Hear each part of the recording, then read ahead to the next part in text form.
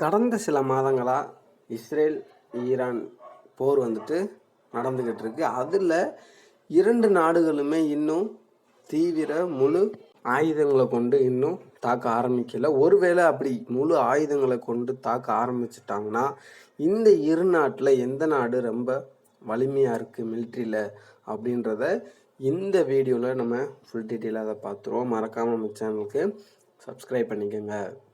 First of all நம்ம Israel நாட்டோட military பவரை பற்றி பார்த்துருவோம். அந்த நாட்டோட மிலிட்ரி மேன்ஸ், அதாவது ஆர்மி மேன்ஸ் எவ்வளோ இருக்காங்க அப்படின்னு பார்த்தோம்னா 1,70,000 ஆர்மி மேன்ஸ் இருக்காங்க. அந்த நாட்டோட ஏர்கிராஃப்ட்ஸ் எவ்வளோ வச்சுருக்காங்க அப்படின்னு பார்த்தோம்னா 612 ஏர்கிராஃப்ட்ஸ் வச்சுருக்காங்க. அதோட அட்டாக்கிங் ஹெலிகாப்டர் எவ்வளோ வச்சுருக்காங்க அப்படின்னு பார்த்தோம்னா 146 ஹெலிகாப்டர்ஸ் வச்சுருக்காங்க. பீரங்கிகள் எவ்வளோ வச்சுருக்காங்க அப்படின்னு பார்த்தோம்னா 1370 பீரங்கிகள் வச்சுருக்காங்க. அது மட்டும் இல்லை, அஞ்சாவதாக பார்த்தோம்னா ஆர்மோன் வெஹிக்கிள் எவ்வளோ வச்சுருக்காங்க அப்படின்னு பார்த்தோம்னா 43,407 வெஹிக்கிள் வச்சுருக்காங்க. அதுவும் இல்லாமல் நீர்மூழ்கி கப்பல்கள் சப்மரைன்ஸ் எவ்வளோ வச்சுருக்காங்க அப்படின்னு பார்த்தோம்னா 5 சப்மரைன்ஸ் வச்சுருக்காங்க. அதே போல் ஏர்கிராஃப்ட் கேரியர் எவ்வளோ வச்சுருக்காங்க அப்படின்னு பார்த்தோம்னா அது ஏர்கிராஃப்ட் கேரியர்ஸ் இஸ்ரேல் நாட்டுக்கிட்டையும் கிடையாது. அதுக்கப்புறம் ஈரான் எந்த லெவலில் வச்சுருக்காங்க, அவங்களோட மிலிட்ரி பவர் எந்த லெவலில் இருக்குது, அதை பற்றின அடுத்ததாக பார்த்துருவோம்.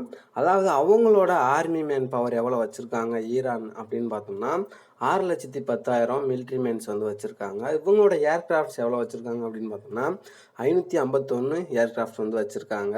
அட்டாக்கிங் ஹெலிகாப்டர்ஸ் எவ்வளோ வச்சுருக்காங்க அப்படின்னு பார்த்தோம்னா 129 அட்டாக்கிங் ஹெலிகாப்டர்ஸ் வச்சுருக்காங்க.